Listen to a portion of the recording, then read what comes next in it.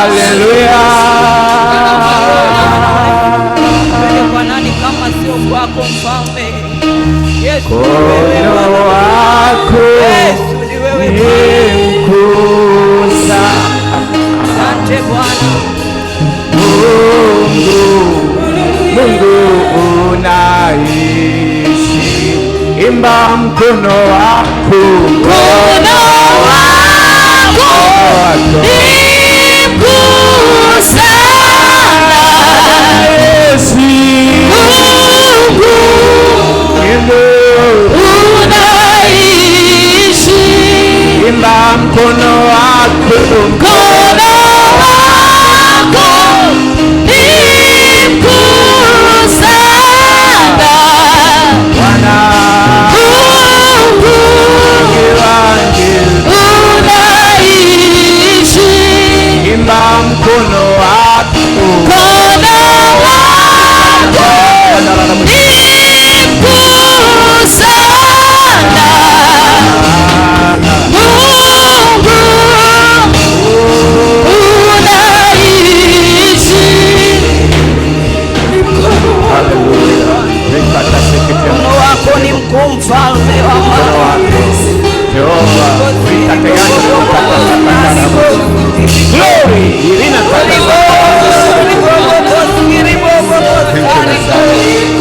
Yesu asante. Bwana Yesu asante.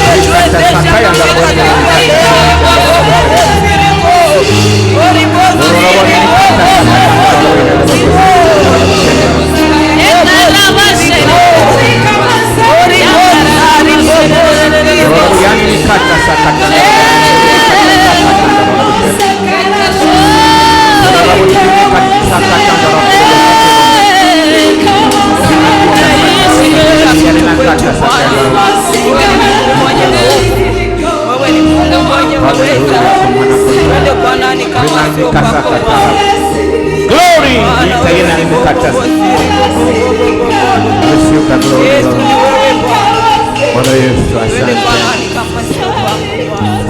Unastahili sifa Bwana. Wewe mfalme wa amani. Twende kwa nani kama sio? Thank you Lord. Yesu asante.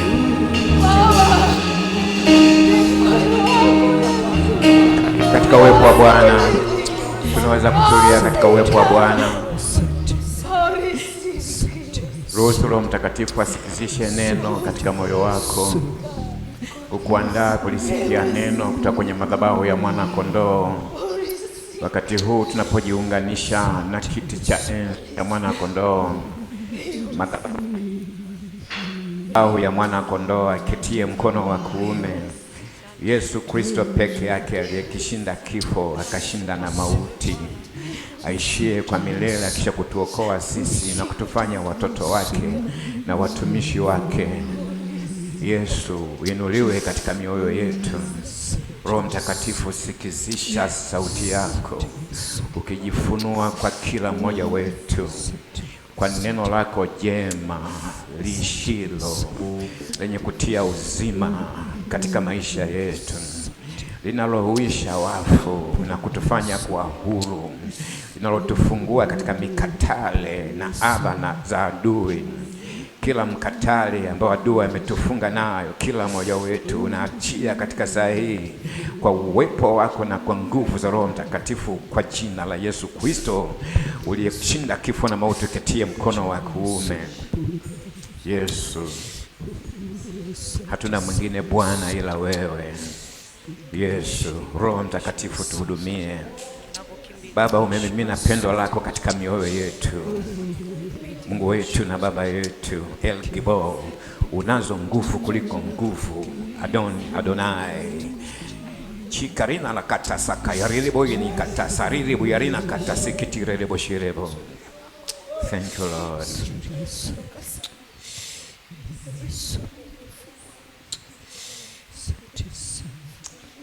Tumpe Bwana makofi ya shukrani.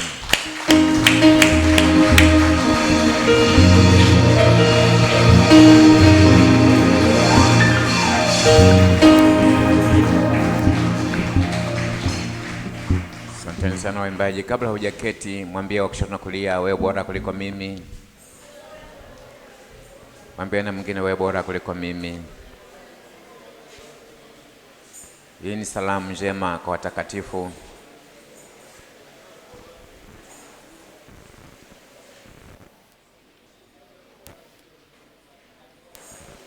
Amen. Amen. Mungu mwema.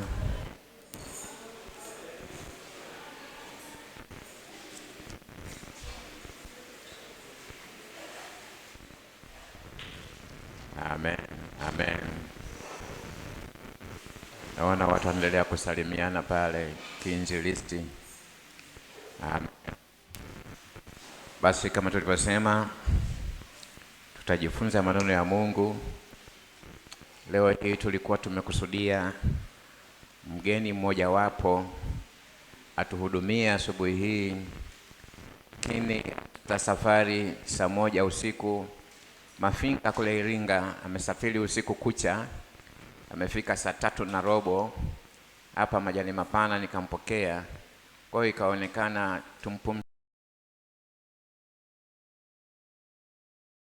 yuko hapa amekwisha kufika, lakini mtu aliyesafiri usiku kucha tutakuwa tumemuonea tukimpandisha madhabahuni saa hizi, ila atatusalimia. Kwa hiyo kwa sasa tusikilize injili ya kizee kutoka kwa mzee Nywage, yaani ndio mimi hapa, na nitasoma kitabu cha Mwanzo. Na leo sisome pengine, ikiwezekana nitasoma kitabu cha Mwanzo tu.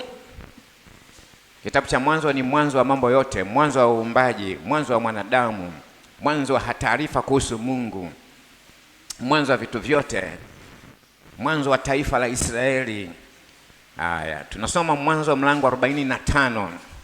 Naona hakuna utulivu, kuna heka fulani, sijui watoto wanaenda huko waendako na walimu wao. Nasubiri peko utulivu fulani, wanaoenda watoto, wanaobaki wabaki. Naona kuna kanisa lao huko waendako kwa bidii nyingi, ili tunapojifunza neno la Mungu paweko na utulivu. Watu watakaokuwa wanatembea ni wale wahudumu ushers na watu wa media wanaochukua taarifa. Mwanzo mlango 45 mstari wa 5, nisome mstari wa 5 hadi wa 10. Watu wa media mnaweza kuurusha pale mstari wa 5. Basi Mungu alinipeleka mbele yenu kuhifadhi maisha. Basi sasa msihuzunike wala msiudhike nafsi zenu kwa kuniuza huku, maana Mungu alinipeleka mbele yenu kuhifadhi maisha za watu. Maana miaka hii 2 njaa imekuwa katika nchi, na iko tena miaka 5 isiyo na kulima wala kuvuna. Mungu alinipeleka mbele yenu kuwahifadhia masazo katika nchi na kuwaokoa ninyi kwa wokovu mkuu. Basi si ninyi mlionipeleka huku, ila Mungu naye ameniweka kama baba kwa Farao na bwana katika nyumba yake yote na mtawala katika nchi yote ya Misri. Amen. Haya ni maneno au shuhuda wa Yusufu. Habari za Yusufu sio ngeni kwa tulio wengi masikioni mwetu.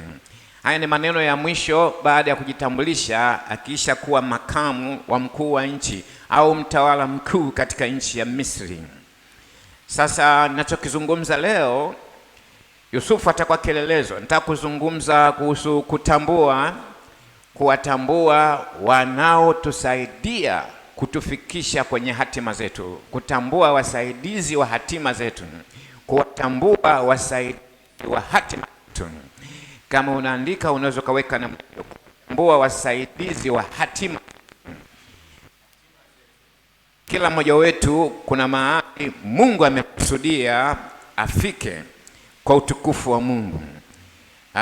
Tunawaita kwa Kiingereza destiny helpers. Tunataka kufika kwenye destiny, kwenye hatima ambayo Mungu ametuwekea kila mmoja wetu. Njiani kuna ambao watatusaidia tuweze kufika. Sasa hawa wanaotusaidia wanaweza wakafanya mambo mazuri kwetu au wakatuumiza yakiwa mazuri au ya kutuumiza, lakini yote yanahusika kutupeleka kwenye hatima. Wengine wanapotusaidia kutupeleka kwenye hatima ni kwa njia ya maumivu, wakati mwingine ni kwa njia ya kutukataa, kwa njia tujikute tumekataliwa au tumeudhiwa au tumeachishwa kazi, lakini ni katika njia ya kutupeleka kwenye hatima. Kwa hiyo mfululizo wa maandiko haya tutakayoangalia kwa kifupi kuhusu maisha ya Yusufu, walihusika waliomfanyia mema na walimfanyia mabaya kumpeleka kwenye hatima ya kuwa kiongozi mkuu wa serikali ya kifalme kwa mfalme wa Misri wakati ule. Kwa hiyo tunaweza tusielewe wakati mwingine yanayotutokea. Katika maisha yangu yamenitokea mengi ambayo nilikuwa sielewi kwa nini yananitokea. Tunaweza tukamwomba Mungu, kwa nini mimi? Kwa nini mimi? Na hilo ndio swali ambalo Mungu hapendi kuulizwa. Mungu hataki umuulize kwa nini. Unapomuuliza kwa nini, maana unahoji utendaji wake, naye hahojiwi utendaji wake. Anajua anachokijua kabla hatujajua anachokijua, na anatenda anachokijua, na anatenda anachokiweza kukitenda. Tunajua au hatujui ana uwezo wa kukitenda kabla hatujajua yeye anajua majawabu yote. Na kwa hiyo sisi tunafahamu kwa sehemu, yeye anafahamu kiuhalisia. Kwa hiyo tunapomuuliza kwa nini unanifanyia hivi, Mungu anaweza asitujibu kwa nini, ila akafanya vinginevyo. Kwa hiyo Yusufu amepita katika mapito ya aina fulani ambayo tukulia tunajua watu waliomsaidia kumfikisha kwenye ngazi ya juu, kama alivyokiri hapa. Pala amekiri kwamba nyie ndugu zangu, msihuzunike wala msiudhike, mlionifanyia haikuwa ninyi, nyewe mlikuwa mnanisaidia tu nifike hapa nilipo. Hata hebu tuangalie walimsaidiaje. 37 tunaanza kwenda sasa. Rudi 37, nitakuwa nasoma mistari 37 mstari wa 5 pale, nasoma mpaka nione si jambo. Mwanzo 37, nilisema leo nasoma kitabu cha Mwanzo peke yake kadri iwezavyo. Yusufu kaota ndoto. Nianze mstari wa kwanza. Yakobo akakaa katika nchi aliyosafiri baba yake, katika nchi ya Kanani. Hivi ndivyo vizazi vya Yakobo. Yusufu alikuwa mwenye umri wa miaka 17.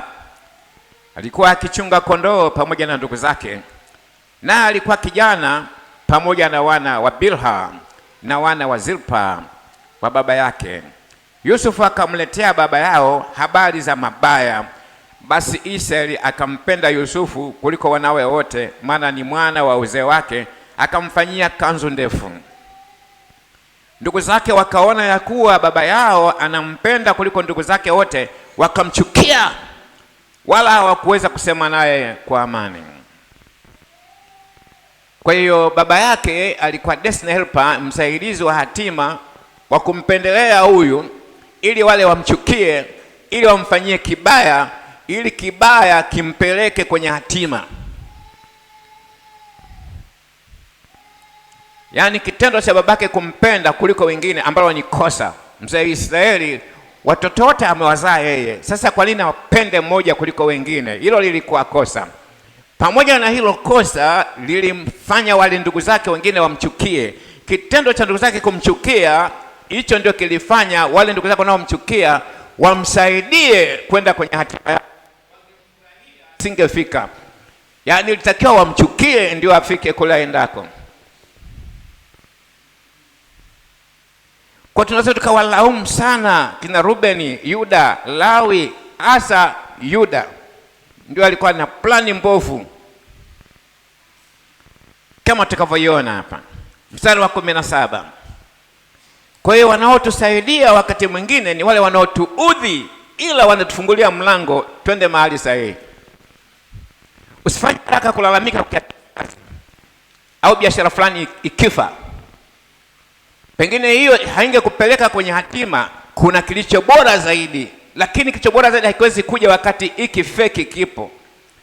Kwa Mungu anafungua njia fulani, kinakufa fuifuifui, utalaumu, kupiga kelele nyingi na kuomba yale maombi yale implicatory, kulazimisha shindwa kabisa, ninampiga kabisa yule, ninamfanya, alafu mwisho wa siku usije ukamkemea mpaka Mungu. Usipandishe kiroho ukakemea mpaka Mungu. tafadhali kutulia kuona Mungu anasema nini kwako. Sio kila gumu linalokuja linakusudia baya, linaweza kuwa linakusudia kuzuri. Mungu hufanya katika mambo yote, Mungu hutenda kazi kwa ajili ya mema. Warumi 8:28 anasema katika mambo yote Mungu hutenda kazi pamoja nasi kwa ajili ya mema. Katika hayo mabaya kuna jema fulani Mungu amelikusudia, pamoja na kwamba sio zuri sasa hivi, katika hayo yote. Kwa hiyo ndoto za Yusufu, mlango wa 5 mpaka 12 mstari wa 5, Yusufu akaota ndoto, akawapa ndugu zake habari, nao wakazidi kumchukia. Na hapa taizi ndio anajifunza, na miaka 17 anaanza kuota ndoto za kimungu. Hakuna aliyemfundisha kwamba sasa unapoota ndoto usianze kubwabwanya, usifanye kosa kujisema upesi. Na watu wengine wakifunuliwa kidogo, wakiota ndoto kidogo, tayari filimbi zimeanza. Usifanye kosa kama nilowahi kufanya mimi kosa hapa. Nishawaambia si mara moja, si mara mbili. Mwezi wa 3 mwaka 1978 nilisimama hapo nje hapo, Mungu akaniambia hapa utanijengea ghorofa 4. Afu nikajisema, kijana wangu Yoram akanifuata, akanikabila, akasema baba, hatutaki 4, tunataka 8. Emmanuel Simfukwe naye akatokea, wakanikabili wote, wakanikalia kooni, baba tutakuwa wengi, tunataka ghorofa 8. Sijui walichokuwa nasema kama walikuwa nakijua, ila mimi nikakubaliana nao, nikaliingiza kanisa kwenye mkakati wa ghorofa 8, tukablow. Tangu 1998 mpaka 2017 hakuna ghorofa inaanza hapa, mpaka tulipofanya toba mimi na mama kwenye maombi ya siku 7, tumejifungia mahali, nikakiri kwamba alichoniambia Mungu sicho tunataka kukifanya. Tukasema sasa, Mungu tupe neema tuanze kujenga ghorofa 4. Hiyo ilikuwa mwezi wa 12 2017. 2018 Magreda akaanza kuchimba hapa kwa ramani ya ghorofa 4. Ile ya kwanza tukalipa milioni 21, tulilipa ndani ya miaka 2. Hii nyingine milioni 5 ikachorwa, fedha zikafunguliwa, tukamlipa. Na tena wasimamizi ni wahandisi wa jiji, na kibali kilikuwa kimesha expire. Yule msimamizi ndio anayepitisha vibali, akakihuisha. Kwa hiyo Yusufu na alifanya kosa lile, akajisema upesi, lakini kosa lake lilisababisha aende kwenye hatima. Pamoja na kosa lake, Mungu alisababisha aende kwenye hatima. Wakamchukia, wangemfurahia angebaki anachunga kondoo, lakini wakamchukia, wakamtafutia kisa. Mstari wa 6 akawaambia, tafadhalini sikieni ndoto hii niliyoiota. Tazama, sisi tulikuwa tunafuga miganda shambani, kumbe mganda wangu ukadondoka ukasimama, na tazama miganda yenu ikazunguka ikainama mbele ya mganda wangu. Ndugu zake wakamwambia, je, kweli wewe utatumiliki sisi? Wewe utatutawala sisi? Wakazidi kumchukia kwa ajili ya ndoto yake na kwa maneno yake. Akaota tena ndoto, afu akajisema tena. Yusufu akaota tena ndoto nyingine. Mstari wa 9 akawaambia ndugu zake, akasema, angalieni, nimeota ndoto nyingine, na tazama jua na mwezi na nyota 11 zikaniinamia. Akamwambia baba yake na ndugu zake. Baba yake akamkemea, akamwambia, ni ndoto gani hii uliyoiota? Je, mimi na mama yako na ndugu zako tutakuja kukusujudia hata nchi?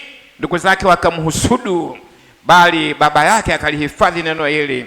Baba yake akajua kwamba huyu kijana anaropoka tu mapema, alitakuwa tulie, lakini hiki kitu kina uwezekano wa kutokea. Yeye alikuwa mtu mzima, lakini ndugu zake, kaka zake wakamchukia.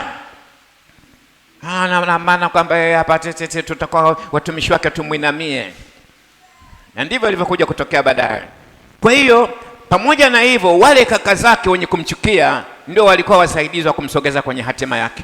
Hao waliokuwa wanamchukia hao kama angempenda pale, wakasema, bwana mdogo, na wewe vitu vyako achana navyo hivyo vitu, tuchunge kondoo hapa za mzee Israeli, mzee Yakobo.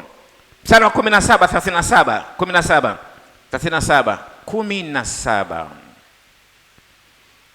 Yule mtu akasema, wametoka hapa, niliwasikia wakisema twendeni Dothan.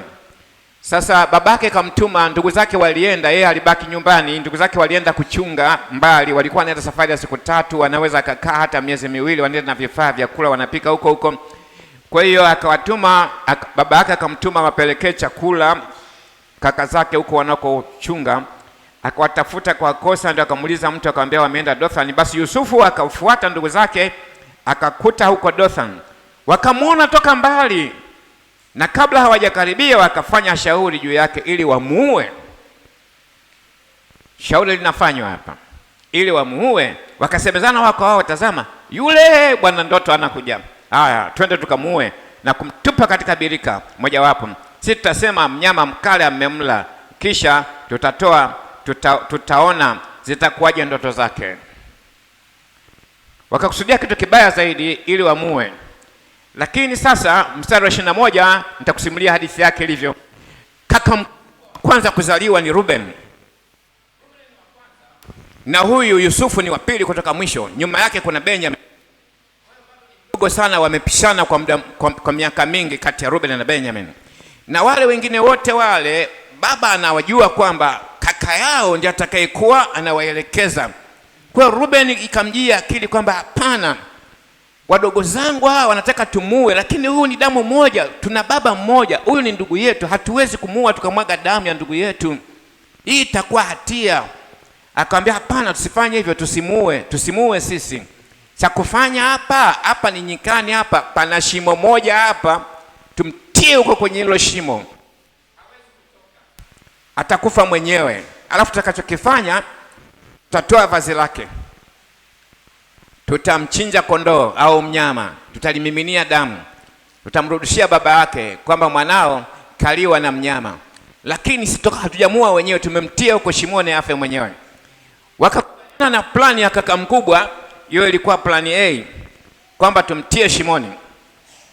Plani A hiyo.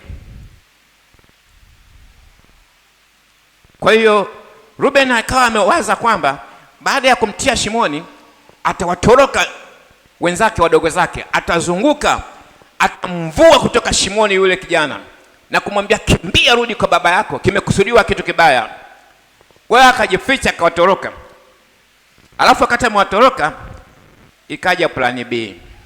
Plani A ilikuwa amue, plani B ya Ruben amuokoe kijana asiuawe. Lakini ikaja plani C. Katika mstari wa kuanzia 25, wakati Ruben ametoroka, hawa wakawa wanakula mahali, wakaona kwa mbali Waarabu wanakuja. Biblia yako inawaita Waishmaeli, ndio Waarabu, ndio hao. Waarabu wakawa wanatembeza viungo, wanavipeleka Misri kutoka Midiani walikokuwa wanaishi. Hawa wadogo zake na Ruben wakapata plan C, wakasema sasa yule kijana kama kaka alivyosema tusimue, ni ndugu yetu yule, tusimue. Yuda akatoa plan C, tusimue huyo, tumpige bei, tumuuze, akafilie kwa mbali huko, lakini tusimue. Tumpige bei aende na hawa Waarabu kokote atakakoishia huko Misri, ila sisi baba yetu tutamwambia plani ile ya kwanza ile, tutampelekea vazi lake madoadoa. Wakasema tutampelekea baba yake, afu tutamuonyesha, angalia, tambua vazi ni la nani, tumekuta huyu mtu ameliwa na wanyama, vazi ndio hili. Wakaendelea na plani yao.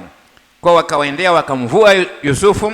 Ruben yuko kwingine, wakamvua Yusufu kwa plani C ya Yuda, wakamuuza 20 vya fedha. Yaani kama fedha ni madini yanayotengeneza zile shilingi 10,000 za siku hizi, ndio ziko zamani zilikuwa shilingi moja. Siku hizi shilingi moja haipo. Shilingi moja, shilingi 10, shilingi 10 bado iko shilingi 10, na nyingine ni 500. 500 mnaita jero, kwa sababu ilipoanza kutumika ilikuwa na kichwa cha Rais Mwinyi ambaye ilikuwa na kichwa hicho, na wakati ule 500 walikuwa wanaita pajero, wakafupisha jero, kwa sababu ilikuwa ndio nauli ya daladala za mwanzo zile cha Imarage pale Dar es Salaam. Daladala za mwanzo zilikuwa zinaenda popote, ilikuwa pajero au jero. Haya, wale wa kizazi hizi ilikaa namna hiyo. Kwa hiyo akamuuza kwa vipande 20, akachukuliwa na Waarabu kupelekwa Misri. Kwa hiyo plani ya Yuda akasaidia, plani yake ikasaidia kumpeleka Yusufu kwenye hatima yake, akawe mtawala kule Misri, ili aje asaidia aponye mataifa pamoja na ndugu zake na familia yake. Yawezekana mwenyewe hajui, anaona ni mikasa inamtokea. Kwa hiyo wametaka kumuua, hawakumuua, wamemtia shimoni, wamemtoa shimoni, wote wanamsaidia kwenda huko anakotakiwa aende. Wamempiga meza, wamemuuza kwa Waarabu. Wakamchukua wakampeleka mpaka wenyewe, wakampiga bei sokoni kule Misri, kwenye soko la watumwa. Akatokea mtajiri mmoja ambaye ni mkuu wa majeshi, kamanda wa kikosi cha Kimisri, ni mtu maarufu, Potifa jina lake. Akamnunua Yusufu, akawa mtumwa kwenye nyumba ya Potifa. Potifa ni mtu tajiri, ana watumwa wengine chini yake wanaofanya kazi mbalimbali ndani na za nje. Lakini maandiko yanatuambia kwamba Mungu alikuwa pamoja, Bwana alikuwa pamoja na Yusufu. Kila mara alipokuwa anaenda, kibali alikuwa nacho, na kwa sababu ya kile kibali alichokuwa nacho Yusufu, kibali kilikuwa kinampeleka kwenye hatima, wanamsogeza kwenye ile hatima. Potifa akawa wa kumsogeza kwenye hatima, ni bosi wake aliyemwajiri. Ajiriwi, unapokuwa mtumwa huna mshahara, unakula chakula anachopenda bosi wakati anapopenda yeye, akitaka usile huli. Lakini kwa kibali cha Mungu akatunzwa vizuri, akafundishwa utawala, kitu ambacho alikuwa anakuja kukifanya baadaye. Huyu alikuwa na vitu vingi na ni kamanda, akamwelekeza mambo ya utawala na kuongoza watu wengine, akawaongoza vizuri, kazi zikaenda vizuri kwenye Potifa. Potifa alipoona ya kwamba anatawala vizuri, akamwachia kila kitu, awe anaongoza na kutawala kila kitu.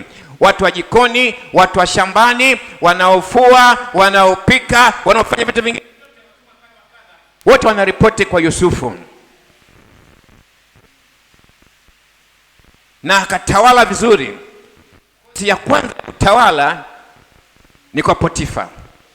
Kwa hiyo Potifa naye alisaidia hatima yake, maana kula nakoenda ni kuwa mtawala katika nchi chini ya mfalme wa nchi. Potifa alianza kumsomesha utawala na akafanya vizuri. Lakini sasa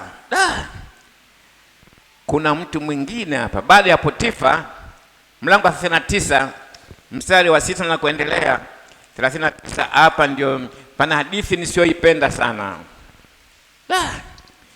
Kuna yule Mrs. Potifa, lile jike lile.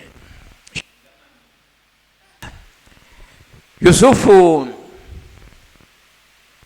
nisome kidogo mstari wa 6. 39 kwanza mstari wa 6.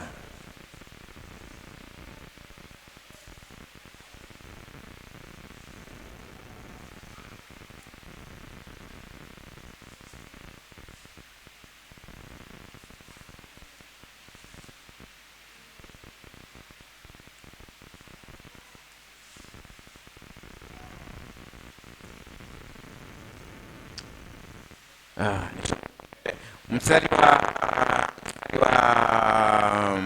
6, akayaacha yote aliyokuwa nayo mkononi mwa Yusufu, wala hakujua habari ya chochote alichokula tu.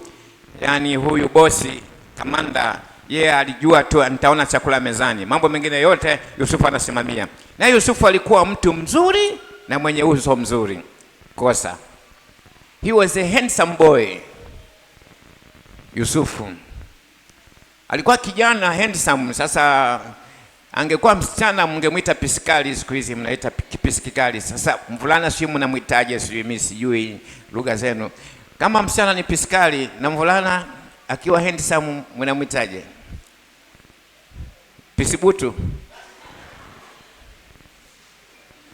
au mnamwitaje? Mnajifanya hamjui. Wasichana, mnamhitaje kijana mliyempenda mzuri mzuri kabisa tangu kichwani mpaka chini?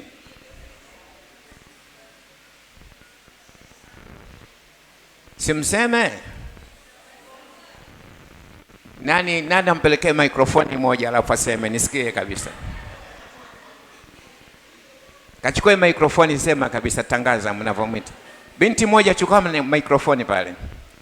Wewe mjukuu, wewe unajua sana wewe. Ndio wewe. Tutangazie mnavyomwita. Tangaza. Nitazame mimi, usitazame ngoma. Mnamwitaje? Handsome boy. Boy. Haya basi. Inatosha. Akawa handsome boy. Alikuwa handsome boy Yusufu. Pamoja na ndoto alizokuwa naota, upako ulikuwa juu yake. Mungu alikuwa pamoja naye. Kila baada ya muda sentence narudia, Bwana alikuwa pamoja na Yusufu. Upako huwa unatufanya tupendeze hata katika mwili. Niambie, si mara moja, si mara mbili. Unamwombea mtu Roho Mtakatifu, akishashuka Roho Mtakatifu, hata kama ni bibi mzee, unaona kaburudika, kapendeza kabisa, kama vile makunyanzi yametoka. Nimeiona hiyo. Wangapi wameshuhudia kitu kama hicho? Haya. Au unamwombea binti akipokea Roho Mtakatifu, tayari amejiachia kabisa, amekuwa beautiful, tayari pisikali. Yule binti mwenye makunyanzi ambaye anajibu vibaya, unajifanya uso wake ogopa. Nyewe wajukuu zangu na binti zangu, mkitaka kumwe wazuri, mwe mnatabasamu, mjae roho, ndio mnaongezeka uzuri. Ukikauka unakauka na uzuri. Wale wakalamba wangu hawatakuona, wanapita mbali. Na vijana, jaeni roho wa Mungu. Upako, uwepo wa Mungu unatubadilisha hata sura zetu. Tunakuwa wazuri zaidi kama Yusufu. Niambie amen. Tatizo likao kwa Mrs. Potifa, mke wa mtu, akaanza kutamani kijana, kutaka kumfanya vibaya. Alijabu mara ya kwanza akashindwa, mara ya pili akashindwa, mara ya tatu, baadaye mara kadha wa kadha. Ndiko natuambia siku moja akamtegea, yuko kwenye shughuli zake, kamkamata. Sasa nimewahi kusikia kwamba kuna wanawake wao wanabaka wanaume. Nilisikia wakati naishi Korea, palikuwa pana sehemu moja tu ambako kuna benki ambao wanatumia Kiingereza. Katika jiji lote la Seoul ndio benki pekee yake ilikuwa eneo linaitwa Itaewon. Sasa pale Itaewon palikuwa kama kimji yake ka kimataifa hivi pale Itaewon. Kwa hiyo palikuwa na hiyo benki ambayo inatumia Kiingereza. Kwa mimi nilikuwa nasafiri kutoka chuoni na napanda basi afu naingia chini ya ardhi, sababu njia rahisi ya kumanuva kusafiri katika jiji la Seoul.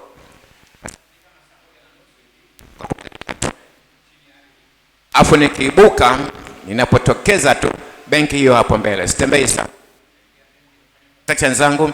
Lakini kaeneo kale kulikuwa kuna mgahawa kama hoteli vidogo vidogo vya Kipakistan. Unaweza kupata chapati kabisa, chapati ile ya Afrika Mashariki. Kati umesahau chakula chochote cha Afrika Mashariki. Unachokiona asubuhi ni wali, mchana ni wali, jioni ni wali, mpaka unakukifu kutazama wali. Ukiona kitu kama hicho, unaweza kupata mahali ukaziona chips. Saa hizo ukaziona chips zaidi ya mwaka, karibu miaka 2 hivi, zaidi ya mwaka sijawahi kuona chapati. Kwa hiyo ukiona chapati unaichangamkia, unakumbukia nyumbani.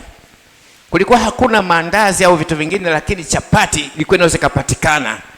Kwa hiyo nikitoka benki nitume chochote, kamsame chochote huku Tanzania, kwa sababu pale ulikuwa unaweza kutuma nje ya nchi, wanatumia Kiingereza, na unaweza ukawapa won alafu akazibadilisha kwa dola alafu zikatumwa huko kwingine.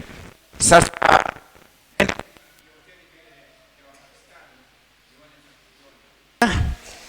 Hii mikrofoni imeanza kunifanyia.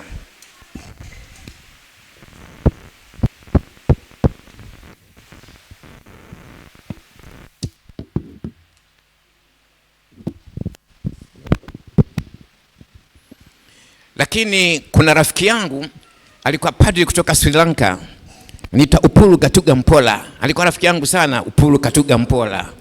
Rafiki yangu yule kutoka Sri Lanka. Tulipata urafiki kwa sababu wote tulikuwa tunapata shida kwenye kozi ya Kigiriki. Na yeye alikuwa na umri mkubwa kidogo, japo mimi nilikuwa nimemtangulia. Nimeenda kusoma masters ya mifumo 6 ya theolojia nikiwa na miaka 48. Ile ilikuwa 2003.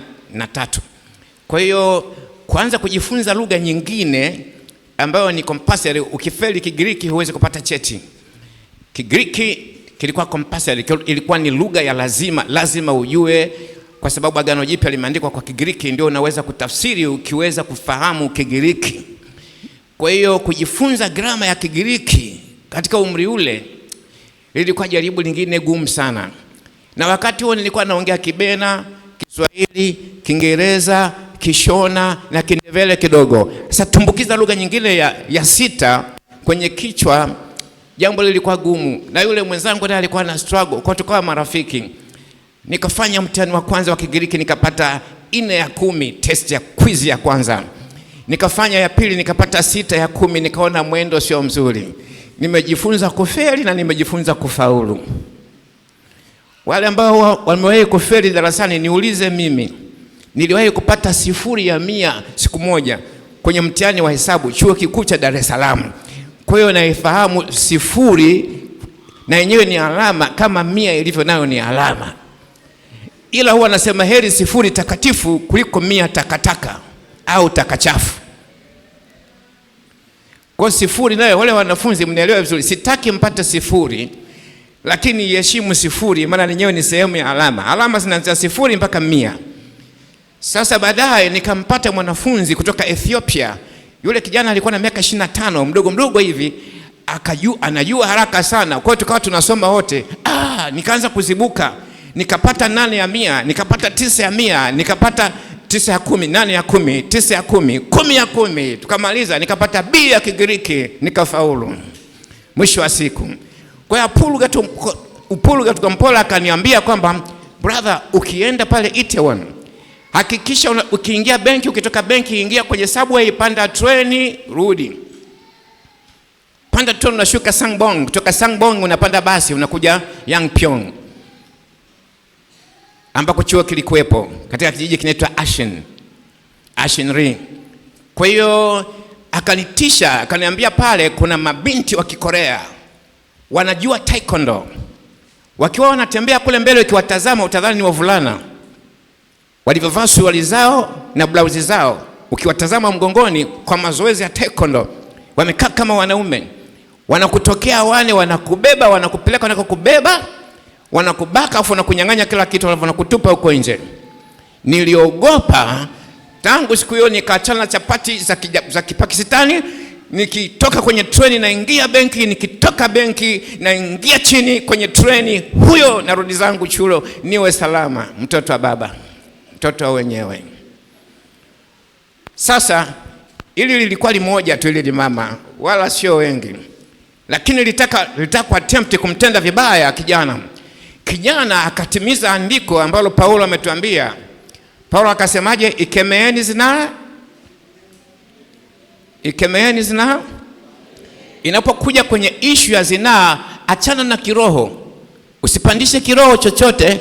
Zinaa haikemewi, zinaa inakimbiwa. Andiko linasema flee fornication. Neno la Kiingereza halisemi run away from fornication. Sio kukimbia kwa speed ambayo tunaweza tukakupima. Umekimbia kwa kilomita 20 kwa saa, tukikupima mwendo wako kwa speed ya kukimbia.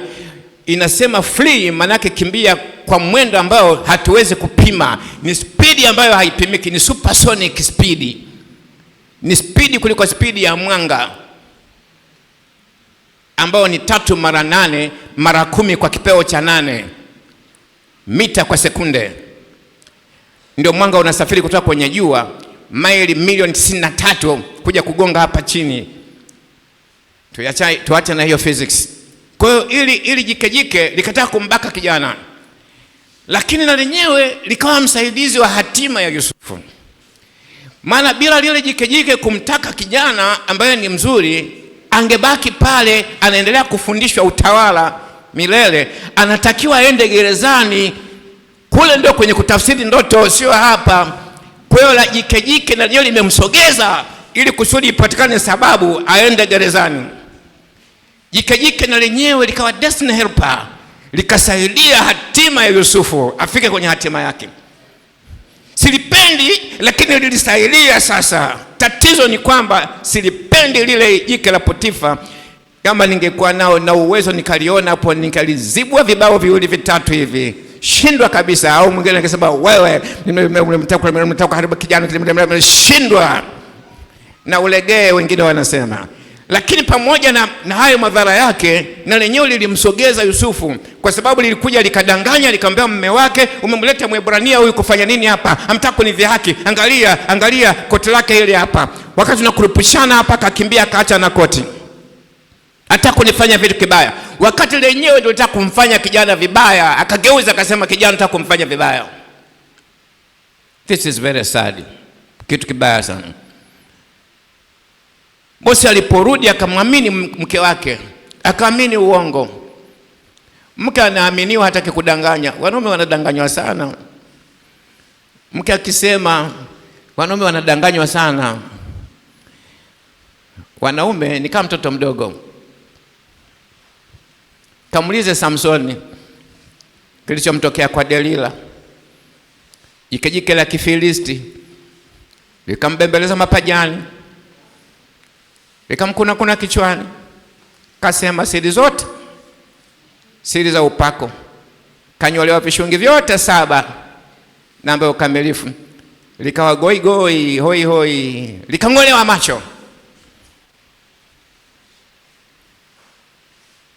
Potifa askari jeshi akamwamini, akamsadiki mkewe, akamtia ndani kwenye kifungo ambacho wanafungwa wenye makosa, wale wanaokuwa wamekosa kwenye ikulu, wale wafanyakazi wa ikulu, wafanyakazi wa ofisi kuu, wakifanya makosa walikuwa wanafungwa huko. Akafungwa kule. Wakati amefungwa kule, kufika kule, Mungu alikuwa pamoja naye, gerezani anaye, kwa Potifa anaye. Na kwa sababu Mungu alikuwa pamoja naye kule gerezani, yule mkuu wa gereza akamtazama yule kijana wa Kiebrania. Wafungwa wengine ni wa Misri, huyu ni mfungwa wa Kiebrania, lakini akamwona yuko tofauti na wafungwa wengine, akamfanya kwa nyapara. Wafungwa wote wakawa wanaitika kwa Yusufu, naye anatoa ripoti kwa mkuu wa gereza. Gereza wana kufungwa watu wanatoka kwenye ofisi ya ikulu. Akamweka kule, akajifunza utawala mwingine gerezani, namna ya kuwaongoza wafungwa, hakikisha wafungwa wote wamepata chakula na vitu vinginevyo. Akawaongoza vizuri wafungwa. Mkuu wa gereza na yeye akawa destiny helper, akawa mmoja wa kumsaidia Yusufu kufika kwenye hatima, maana baadaye atakuwa mtawala. Ametawala kwenye nyumba, hasa anatawala na wafungwa. Na hawa waliokuwa na waongoza ni watu ambao wametoka kufanya utawala huko ikulu, lakini wakafanya makosa. Mmoja wapo alikuwa ni mnyweshaji mkuu na mwokaji mkuu. Mnyweshaji mkuu alikuwa anafanya kazi kama aliyofanya Nehemia kwenye utawala kule Ukaldayo. Nehemia alikuwa anaonja vyakula vyote na vinywaji vyote kabla mfalme Artaxerxes hajala. Ndio kazi ya mnyweshaji. Sio unaonja tu. Ni kama ukienda kutembelea mfungwa, ukimpelekea chakula, wakikwambia mpelekee chakula ndugu yako, wamemtia korokoroni mahabusu pale chumbageni, ukimpelekea chakula, kitu cha kwanza askari wanakusimamia ule sehemu ya chakula cha kutosha, alafu usubiri wakuone kama unabadilika sura au unabadilikaje. Maana unaweza kuwa unapeleka ili uone kwamba kuliko afungwe afadhali tu amalizikie tumzike. ukaweka kichwa kweo, unakula wewe pale, wanakusimamia. Na hao walikuwa kazi yao ndio hiyo, unakula vya kutosha kila chakula, alafu unatulia pale 1 hour, saa moja hivi, wanakutazama. Wakiona hakuna dhara lolote, mfalme na familia yake wanaendelea kula. Kwa hiyo mmoja alikuwa kazi yake hiyo, na mwingine alikuwa ndio mtayarishaji wa chakula, mwokaji. Chakula kikuu kilikuwa ni mikate, mwokaji mkuu. Hawa nao walifanya blanda, wakafungwa, wakawa chini ya Yusufu. Ikatokea siku moja, hawa na wenyewe wakawa destiny helpers, wakawa wasaidizi wa kumpeleka Yusufu kwenye hatima. Siku moja wakaota ndoto zinafanana. Amesogea mbele ya mfalme na hivi na hivi, alafu mmoja akapandishwa cheo kwenye ndoto na mwingine akaondolewa kichwa kwenye ndoto. Wakaja, kila mmoja alikuwa na vikapu vitatu na vitu kama hivyo. Yusufu akawatafsiria kwamba wewe bwana, baada ya siku 3 utatolewa hapa. Ukienda kule utapandishwa cheo na mfalme na Farao. Na mwingine akachekelea akaona mwenzangu atapata cheo, akaja na yeye. Na mimi niliota ndoto, kilienda kikarudi, karudi. Akaambia wewe bwana, baada ya siku 3 utatolewa hapa. Ukienda huko kichwa kinaondolewa mzee. Akaenda na akaondolewa kichwa. Yule mwokaji aliondolewa kichwa, mnyweshaji akapandishwa cheo. Lakini akafanya blanda moja Yusufu. Akafanya kosa moja. Kosa alilofanya, wakati anatoka akawaambia, na hasa yule mnyweshaji, wewe utapandishwa cheo, kanikumbuke na mimi, kanisemee vizuri kwa Farao, nimefungwa kwa makosa mimi, sijafungwa kwa halali. Hapo ndio lilikuwa kosa la Yusufu. Humtafuti wewe destiny helper, Mungu ndiye anayemwandaa. Wengine, mtu mmoja ananiambia kwamba mtu fulani niombee mtu fulani anisaidie, kwa sababu Mungu naye akitaka kukusaidia anatumia watu. Naomba kumwambia mtu fulani anisaidie.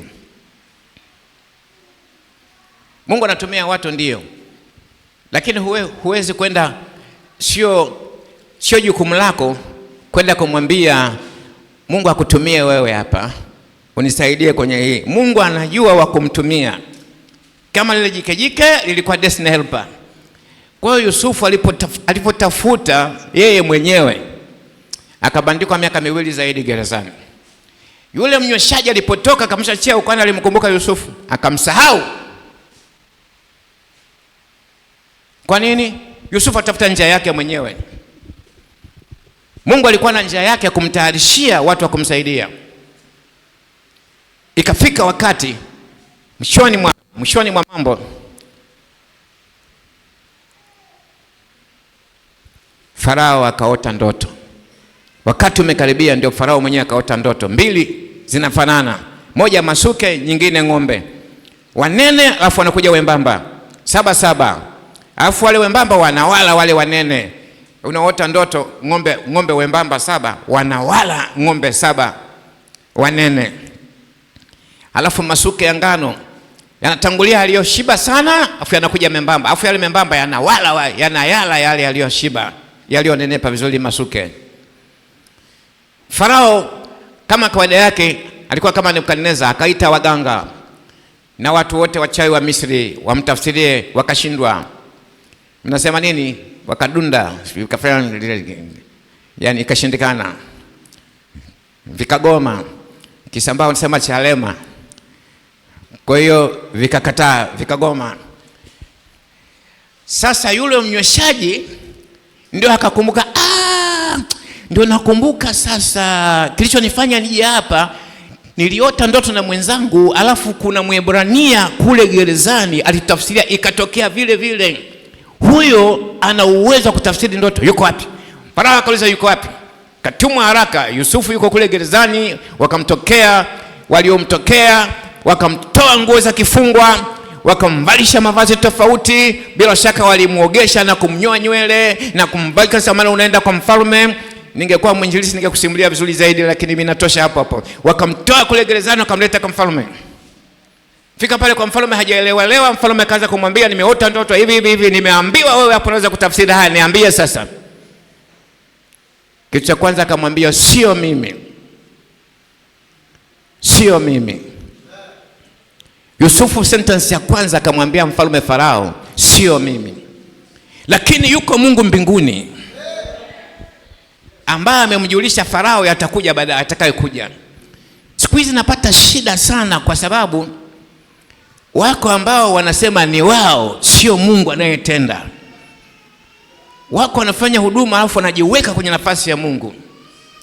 Kuna kiumbe fulani kiko Mwanza kule kinajiita Mungu kabisa, yani mpaka wanaimba na nyimbo wanamuita Mungu kabisa, mpaka anawaambia kwamba mimi ndio ninawafanyia, mimi ndio Mungu. Nasubiri chango zilizomla Herodes mle siku moja, ila nisiseme zaidi.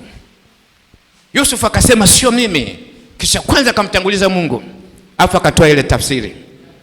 Baada ya kutoa tafsiri na kusimulia hii hadithi, baada ya kusoma mistari mingi,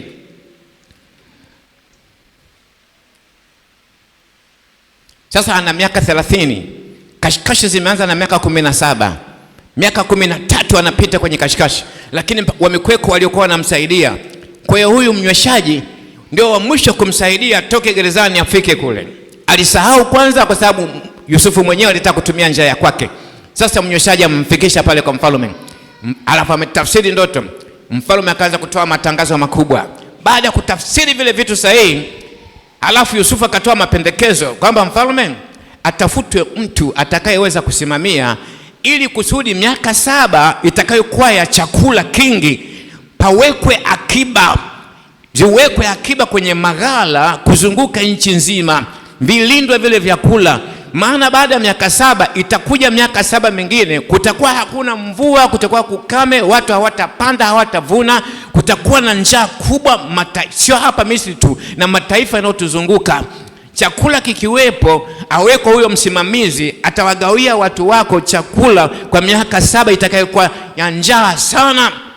Farao akasikiliza mpaka mwisho, akasema wamemaliza. Natangaza, tumpate wapi mtu wa namna hiyo atakayeweza kusimamia chakula hicho kivunwe, kihifadhiwe, kama sio wewe mwenyewe? Wewe hapa, kama Mungu amekupa tafsiri ni wewe. Hapo ndipo hatima ilipofika.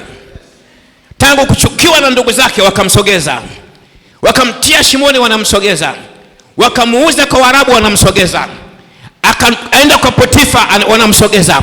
Potifa akamfundisha utawala wa nyumbani, wakamsogeza. Jike la Potifa nataka kumfanya vibaya, likamsogeza. Gerezani kutana na bwana jela, akampa cheo, akamfundisha utawala wa gerezani, akamsogeza. Mnyweshaji wa mfalme akamsahau kwa miaka 2 kwa sababu shule ya unyenyekevu ilikuwa haijawa, akae kwanza, akamsaidia. Mnyweshaji akakumbuka ile ndoto, akamsemea kwa Farao, akaitwa, akafika kwa Farao. Tumpate wapi mtu kama huyu?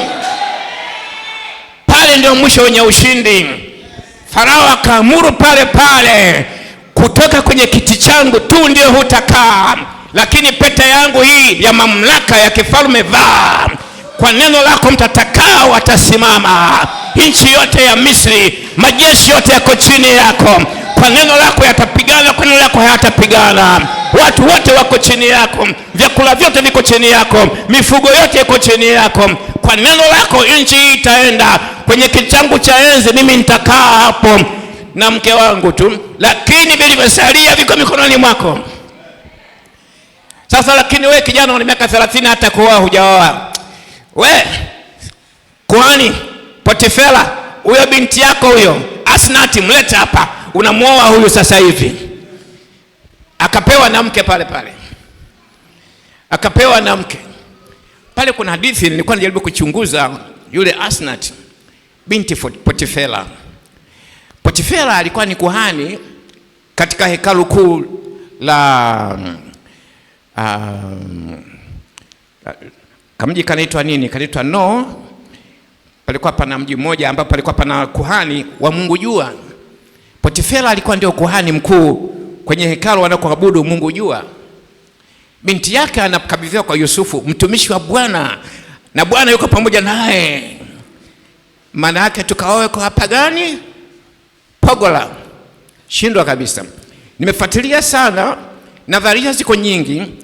Nadharia moja inasema Asnati alikuwa mtoto wa Dina. Dina alikuwa ndio binti peke yake katika watoto wa Yusufu. Wanaume walikuwa 12, msichana alikuwa mmoja. lakini Dina alienda kujiuza kutembelea watu wa mjini kule kwa Wafilisti, akabakwa kule na mtoto wa mfalme. Sasa nadharia inasema, hadithi hazijaandikwa, lakini nadharia moja inasema kwamba kwa sababu ya kitendo kile, alafu Lawi na Yuda wakaenda wakachinja watu wa kule, kwa nini mmemtenda vibaya dada yetu na hivi na hivi.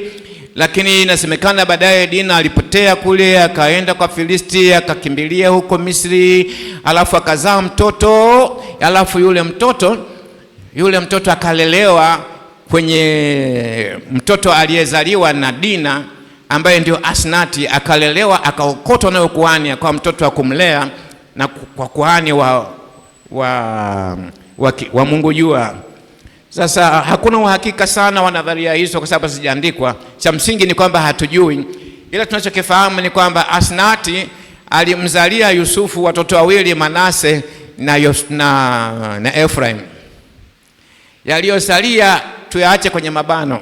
Wewe ukitaka kwenda kuoa kwa binti wa kuhani wa Seuta uko Sambaani au wa Kifudu uko Udigoni, tutakukatilia mbali na jamii ya Israeli. Wewe utabaki humu tu kwa Waebrania humu. Kuna uhusiano gani kati ya Beliali na wewe mtu wa Mungu? Kuna ushirika gani kati ya nuru na giza? Kasome Wakorintho wa kwanza mlango wa 5 na wa 6, utaelewa vizuri. Tuko confined, tumewekewa mipaka. Amen. Tuna mipaka yetu ya Agano Jipya, hatufanyi ndivyo sivyo. Lakini tuyaacha hayo. Ila akatawala Misri. Lakini mwisho wa siku kuna matukio ya mlango wa 41 miaka 30 iliyo baadaye. Labda nisome mlango wa 41 mistari michache. Zile ndoto zilianza kutimia. 41 na mstari wa 41, nisome mstari michache niishie hapo 41 na 41. 41, Farao akamwambia Yusufu, tazama nimekuweka juu ya nchi yote ya Misri. Farao akavua pete yake na muhuri yake mkononi, akaitia mkononi mwa Yusufu. 46, naye Yusufu alikuwa mtu wa miaka 30 aliposimama mbele ya Farao mfalme wa Misri. 42, mlango wa 42 mstari wa 5, wana wa Israeli wakaja wanunue chakula miongoni mwao waliokuja, kwa kuwa walikuwa na njaa katika nchi ya Kanaani, na Yusufu alikuwa ni liwali juu ya nchi, ndiye aliyewauzia watu wote wa nchi. Nao ndugu zake Yusufu akaja wakainama kifudifudi mbele yake. Yusufu akawaona nduguze, akawatambua, lakini akajifanya kama vile ni mgeni kwao. Tayari ndoto zimeanza kutimia. Miganda inaangukia mganda wa Yusufu, wakaanza kumwinamia. Lakini hadithi iliendelea, walirudi, alafu baadaye wakarudi tena mara ya pili. Aliwahoji maswali, mko wangapi? Wakajieleza pale, sisi tulikuwa 12, lakini kuna mmoja alitaruliwa na wanyama, alafu kuna mwingine amebaki nyumbani, maana huyo baba yake anampenda sana, huyo ndio wa mwisho huyo. Yaani huyo akitoka huyo baba yetu akipotea, maana kuna ndugu yake walizaliwa mama mmoja alipotea, wanaendelea kumdanganya, wanasema aliruliwa, ndio akasema kumbe ndivyo walivyomdanganya babangu, kani niliruliwa ni wakati wamenipiga bei kwa Waarabu. Wakajieleza wenyewe. Safari ile ya pili akawapa chakula, alafu kwenye kapu la Yusufu, maana aliwaambia lazima mumlete, kwa hiyo akamleta. Akasema sawa. Kwenye kapu la Yusufu akarudisha fedha. Walipoenda mbele kidogo akakuta kwenye kapu la Yusufu fedha zimerudi. Alafu akatuma kikosi kwenda kwa kagua, kuna mtu kaniibia fedha zangu hapa. Ukagua ikaonekana kuna hela kwenye kapu la Yusufu. Akasema huyo ambaye amekuta hela zangu atakuwa mtumwa wangu.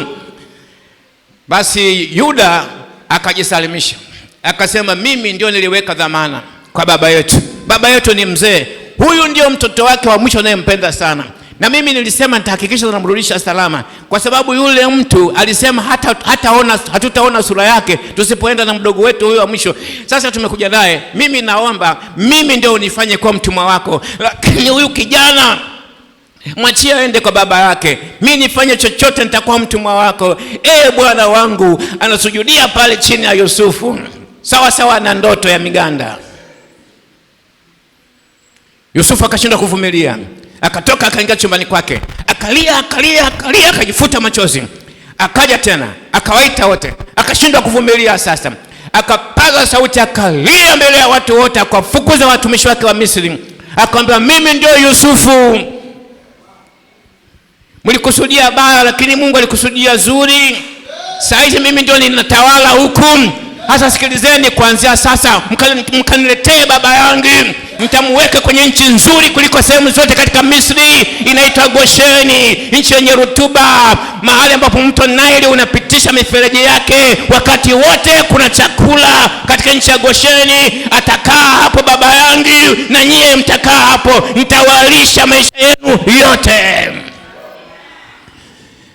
Hatimaye wote wale walisaidia hatima Yusufu ili tufike kwenye alichokusudia Mungu. Wako watakaotufanya vibaya, watakaotutia shimoni, wako wenye kututia gerezani, wako wenye kutujaribu kama jike la Potifa, wako, lakini wenye kutufariji na wenyewe wapo. Njia ya kwenda kwenye hatima yetu ili tufanikiwe kule alikokusudia Mungu tufike, sio watu tutawaelewa wakati wanafanya kusudi la Mungu kwetu, lakini wanatusogeza kwenye hatima. Nisikie ameni nyingine. Usifanye haraka kumchukia mtu. Anaweza kuwa ni mdogo wako, au ni dada yako, au ni shangazi. Lakini kama unamtumaini Mungu, unamcha Mungu, kuna mahali unaenda, huwezi kumpangia Mungu anatumia chombo gani. Huyu anayeonekana mhasimu wako anaweza kuwa ndio anakusaidia ufike anapotaka Mungu ufike. Siku moja tutafika. Siku moja tutafika. Siku moja tutafika. Nimalize kwa kibwagizo hiki. Mchungaji wangu aliyefunga ndoa yangu mimi na msichana yule pale, msichana wa baba, siku 2 kabla ya kufunga ndoa, kulikuja kwaya kwenye ndoa yetu kule Iringa. Kwaya kutoka Lusaka, Zambia ilikuja. Nilishawahi kwenda mara 2 kule, mara moja hivi kuhubiri kule Lusaka na mchungaji wangu, na ndio huyo anafunga ndoa. Alinipenda sana mchungaji wangu. Sasa mimi nikaomba wale watu, kwa sababu walikuja na kimini basi fulani, wanatoka Iringa wanakwenda mpaka Lusaka. Nikaomba wanipe lifti mimi na huyo mke naenda kumuoa mpaka Lusaka. Kutoka Lusaka nitajua namna gani nitoke Lusaka mpaka boda mpaka kwenda Harare, ndio ninaenda kusoma hivyo. Wakakubali, tukakubaliana, na walikuwa na nafasi siti 2 tu kwenye ile minibus, na walikuwa hawaruhusiwi kusimamisha, na wako kwenye nchi ya ugeni. Wamekuja na minibus yao, wameiendesha, na mwenye minibus ndio alikuwa anaendesha pamoja na dereva mwingine, wanasaidiana. Kwa hiyo wakanikubalia, basi nikaingia vizuri, naenda kuoa, nimejipanga. Mchungaji wangu akachelewa kufunga ndoa yenyewe. Nimevaa ile suti yangu ambayo rafiki yangu aliileta kutoka Ireland, Uingereza. Jambo na kiatu kirefu ni mzidi urefu kidogo. Maana urefu watu tunafanana, ila yeye huwa anajifanya kunizidi, lakini ni nywele tu. Kwa hiyo mchungaji wangu akaniambia zile nafasi 2 za kwenye minibus atakaa mke wangu na mtoto wangu wa mwisho ambaye alikuwa wa 10. Wakati huo mama mchungaji alikuwa mjamzito, mtoto wa 11.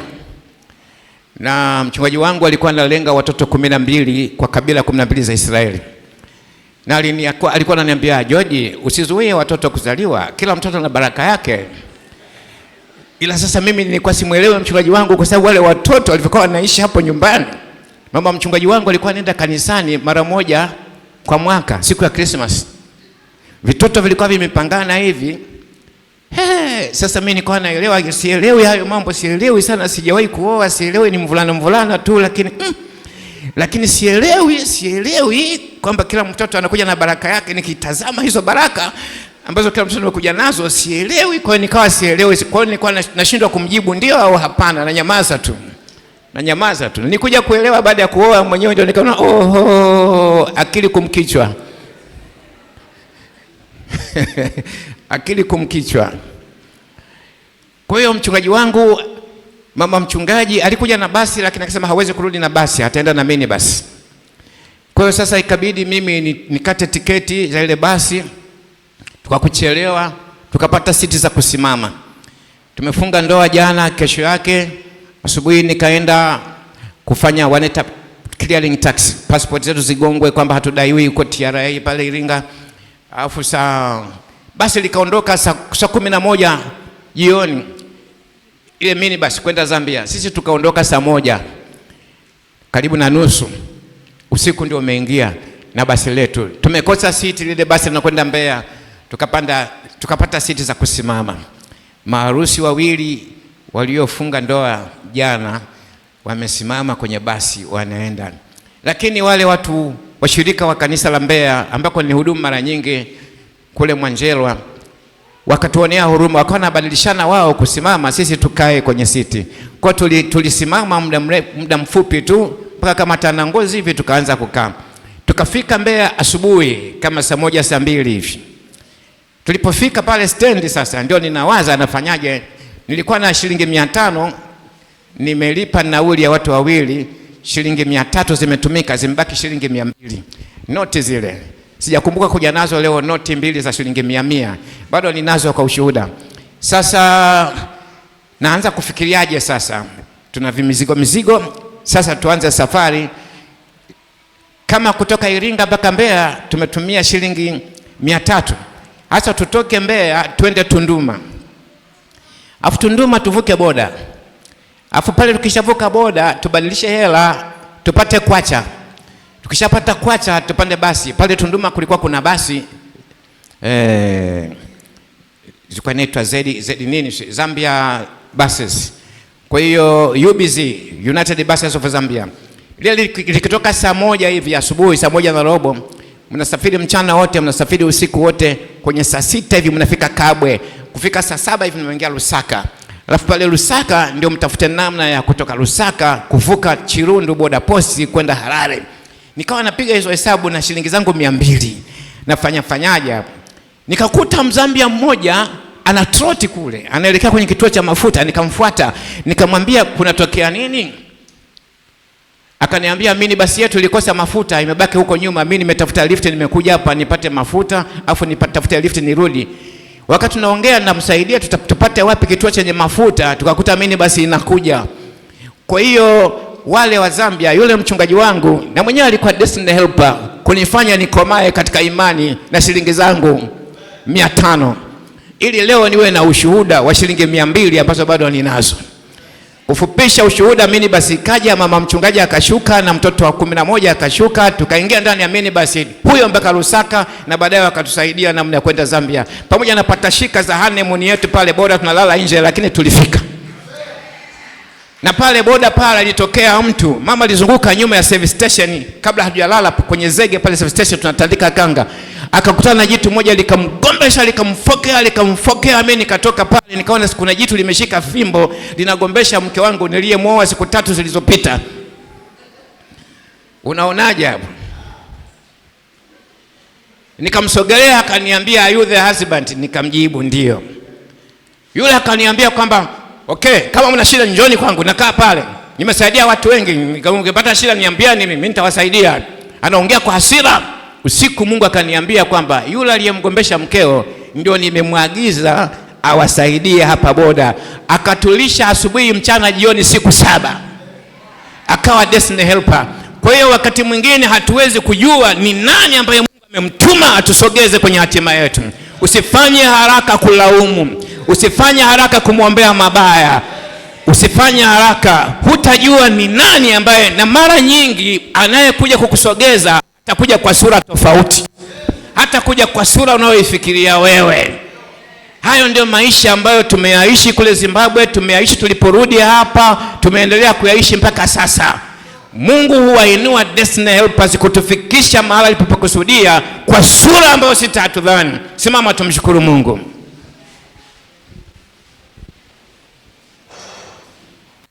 Inua mikono yako juu.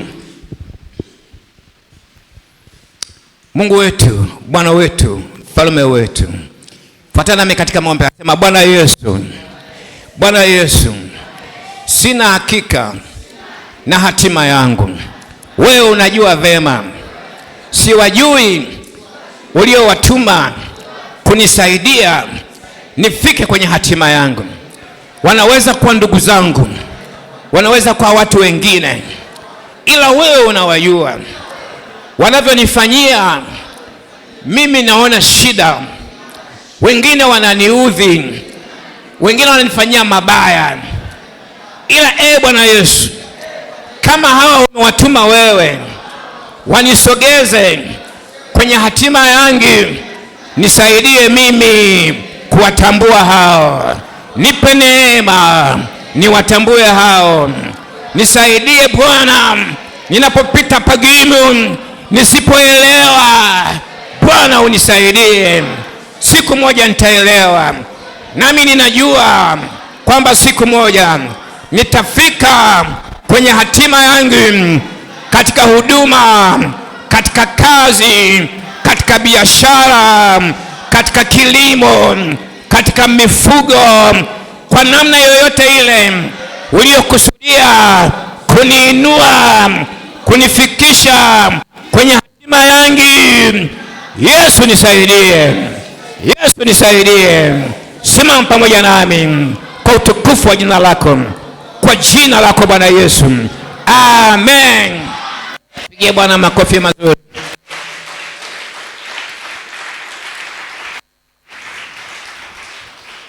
Sasa tuketi, tutatulia kidogo wakati tunasubiri maharusi wapate kuingia. Ratiba itakayofuata ni kwamba wataingia maharusi. Nitaomba mchungaji Tiba fuatilia kule nje tuone wameshafika au hawajafika. Niliwaagiza wafike saa 5:30 ili tuwaingize, tuendelee na zoezi la kufunga ndoa. Tukimaliza kufunga ndoa tutafunga uchumba. Tukimaliza kufunga uchumba tutawapongeza wachumba. Tukimaliza kuwapongeza wachumba tutawapongeza maharusi, na wachumba watapongeza maharusi, maana na wao watapongezwa siku moja watakapofunga ndoa bila shaka. Alafu tukimaliza kuwapongeza maharusi, ibada yetu itakuwa imeishia hapo kwa leo. Hiyo ndio ratiba leo. Sasa